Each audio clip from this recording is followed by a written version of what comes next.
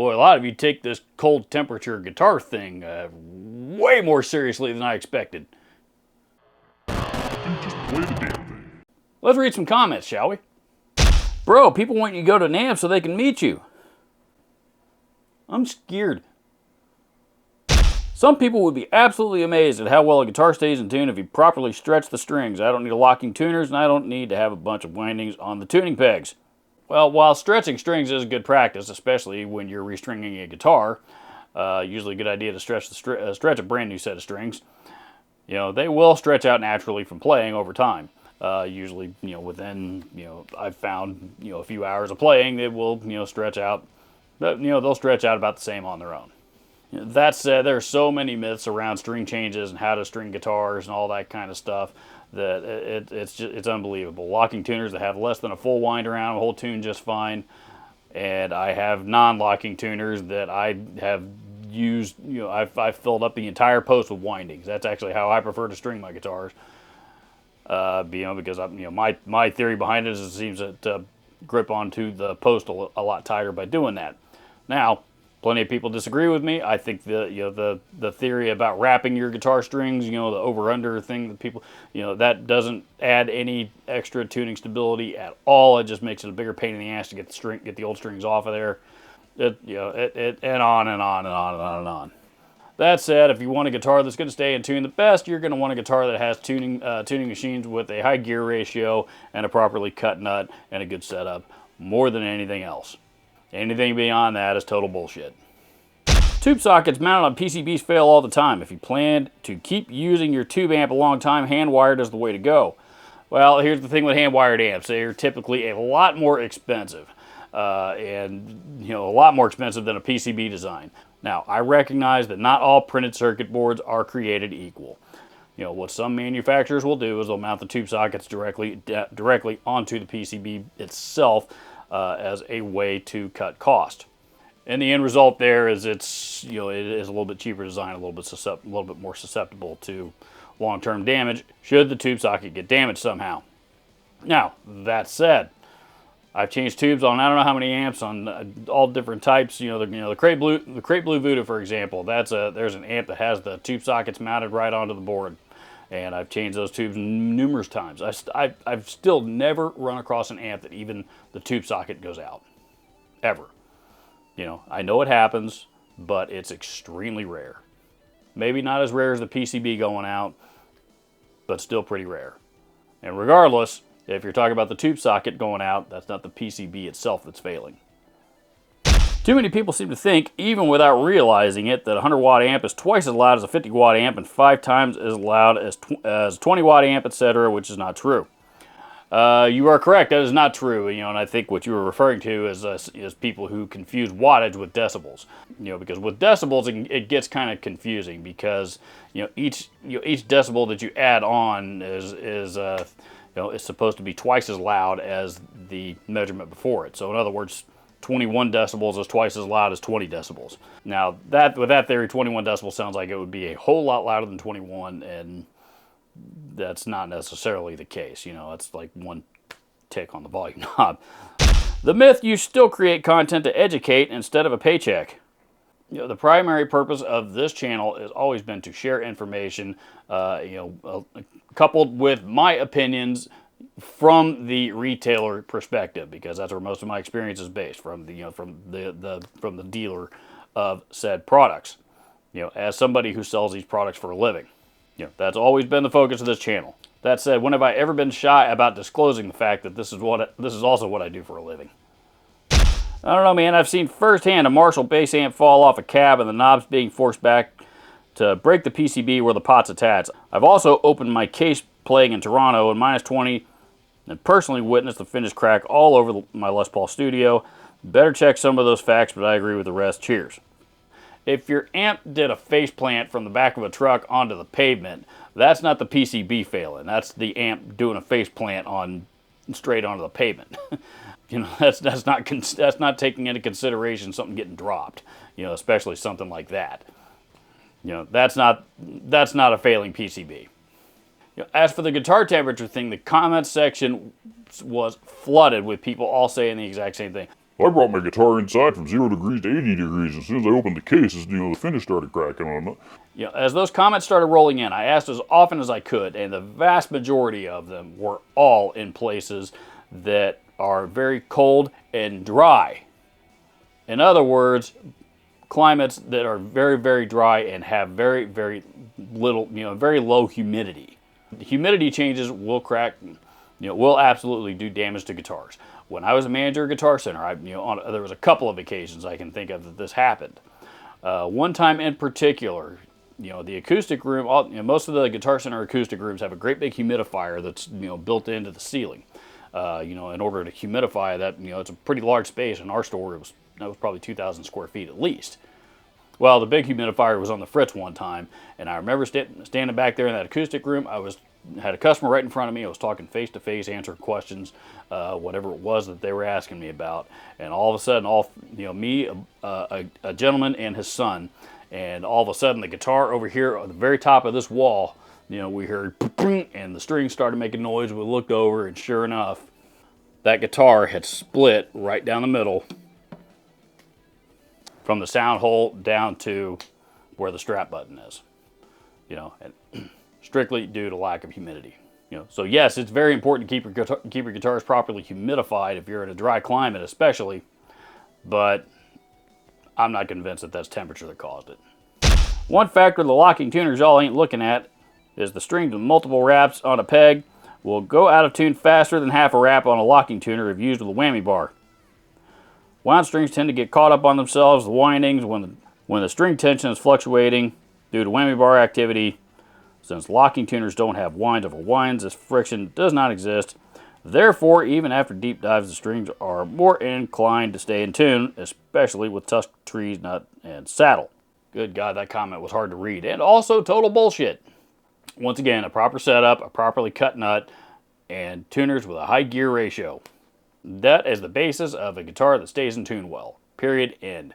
If you like a lot of windings on non-locking tuners like I do, or if you prefer just a couple of windings, fine. Whatever your preference is. If those other three factors are in place, and you also want to make sure that the nut is lubricated properly, so that the friction does move properly back and forth through the slots, through the grooves, it's going to hold tune fine. Extra windings does not cause tuning problems. Just ask B.B. King, who was known for using the entire length of the guitar string on his entire guitar. All 6 strings, he didn't have any excess to cut off because he wound the whole thing on the post. That's just how he did it, and he never had tuning problems, and he played Gibsons. I see that you're speaking with my accent when you state the stupid myths. It's not my accent that makes me stupid. Bro, I'm from Texas. I grew up talking with that accent. My own family used to make fun of me for how thick my accent was as a kid. It took me years to lose that accent. So if you hear me break it out to make fun of something, 1, I'm allowed to, and 2, it's funny. Shh. Robert, I need to cling to that 100-watt full stack myth for cool factor. Okay, that's also true. Full stacks are pretty cool. Mogami and Monster have made millions because we guitar players are idiots. Really, I don't know that it's Mogami and Monster Cable that have made the millions as much as it is the retailers. If you don't know this, retailers typically have a shitload of profit margin in their cables. Usually about 60-70% at least. Cables are very, very profitable items for retail stores. And to be clear, that's okay because, when they're selling guitars and amps and PA equipment, all that kind of stuff, all that stuff is really, really low margin. So, when they're selling cables and picks and strings and stuff that are higher margin, that's where they're able to make some of that stuff up. But I don't think it's necessarily the cable companies making all the money from cables nearly as much as it is the retailers. Number 1 myth, having more than one guitar is a good idea. Are you new here? Why would you not have more than one guitar? I don't know, mine was brand new. As soon as the case opened, you heard it. If that was the case with humidity, the ebony fingerboard would have cracked too. It's pretty dry in Canada. Canada, huh? Where it's dry, you say? FYI, lack of humidity does not make the entire guitar disintegrate, instantly. You know, takes a little more than that to happen. Myth 1, how many of your 50 guitars are nitro finished? The 24-hour thing is only for nitro guitars. If a nitro guitar is very cold and it comes into your very hot house and you open the case, then it will crack the lacquer. This guitar is nitro. This guitar is nitro. This guitar is nitro. This guitar is nitro. This guitar is nitro. And I live in Indiana where it does get down to freezing temperatures in the wintertime, and none of those guitars have finish cracks in them. Shall I continue? Myth number 7, when shipping a guitar, you have to detune it. No, you will not. Ship that guitar with it fully tuned up, just like Fender, Gibson, all the other guitar manufacturers do. Guitar manufacturers don't ship guitars in tune. Ever. Even brand new out of the box. High-end Fenders and Gibsons are still usually tuned down by a half to a whole step. Usually. Might be in tune with itself, but they're still tuned down with a fair amount of slack on the strings. Reason being is because a guitar that's fully tuned up that's being shipped, that has, that putting that kind of tension on the strings, full tension on the strings equals a lot more tension on the neck, and if that guitar happens to take a hard knock somewhere in shipping, which is very, very possible, especially these days, that extra tension on the neck stands to do a lot more harm than good if it's dropped the wrong way. About the only exception to this that you ever see is a locking tremolo system. And the reason why is because locking tremolo systems are very difficult to set up. But the majority of guitar players who, even those who use them, the majority of people don't know exactly how to set them up because they take a lot of practice and a lot of work. And, so usually whoever's shipping out a guitar with a Floyd on it doesn't want the end user to have a poor experience by unboxing a guitar that's totally out of whack and not set up and needs, the first thing they got to do is take it to the shop and spend $50 on a setup or more, however much setup costs in your area. That's really about the only exception that I've ever seen of that rule. Generally speaking, whenever I ship a guitar, I usually loosen the strings quite a bit, always. I've never had anybody contact me after the fact and say the neck broke. If you don't know how to string right, then yes, locking tuners do help. No better if you know what you're doing though, and they're always more convenient but not necessary.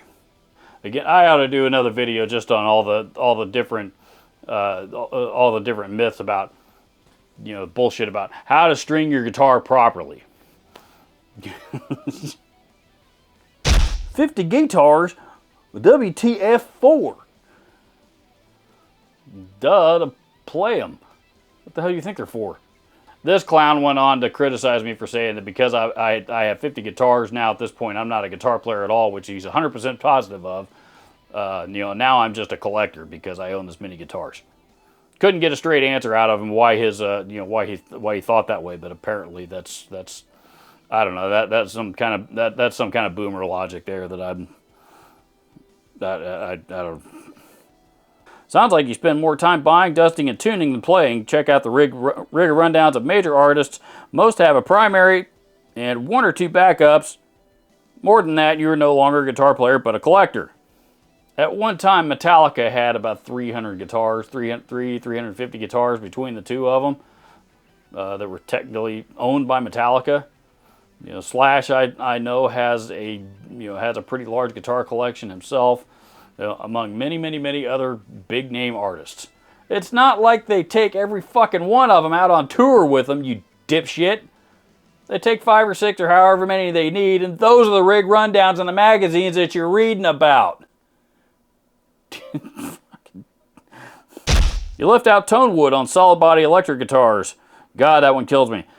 I left it out intentionally because I actually see both sides of that argument, and it's probably time for me to do another video on that. Yes, I know some of you are going to start, Jim Will, and this and that. Well, my argument to that is Paul Reed Smith. So I don't know. I'm gonna do some more research and talk a little bit more about that one in the future. I think just to piss people off, if nothing else. That's always fun. Hello, Robert. I always enjoy your tutorials and reviews. It's pointless to think about these more or less unfair comments, and I'm happy if you earn your money from creating YouTube content. I don't pay any money for watching the videos for you, which you and other creators have put in time and effort. If I don't like a channel or opinions of the creator, then I will not watch it anymore. Greetings and encouragement from you from Germany. Thank you, God. Somebody with some damn sense around here for a change. Thank you so much for the kind words, and that is, it does mean a lot.